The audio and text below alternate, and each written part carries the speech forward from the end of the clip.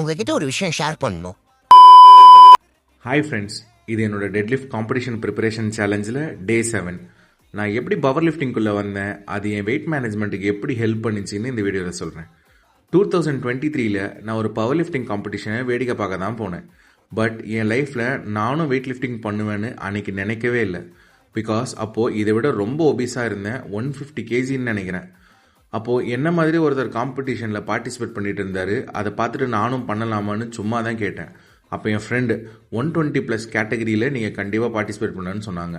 So அப்படி ஜாலியாக start பண்ணது தான் இந்த பவர் லிஃப்டிங். நான் ஸ்டார்டிங்கில் அது ரொம்ப சீரியஸாக எடுத்துக்கவே இல்லை. பட் ஒரு காம்படிஷனில் ஒரு மெடல் வின் பண்ணேன்.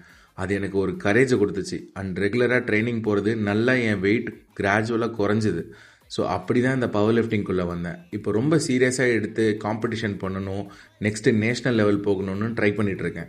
ஸோ இந்த வீடியோ சீரீஸ் கூட என்னோடய பவர் லிஃப்டிங் காம்படிஷனுக்கு நான் ப்ரிப்பேர் ஆகிறத பற்றி தான் போட்டிருப்பேன். ஸோ உங்களுக்கும் இந்த மாதிரி ஏதாவது உங்கள் லைஃப்பில் அன்எக்ஸ்பெக்டடாக நடந்து அதை இப்போ நீங்கள் ரொம்ப பிடிச்சி பண்ணுற விஷயமா இருந்தால் கமெண்ட் பண்ணுங்கள். Love your self guys.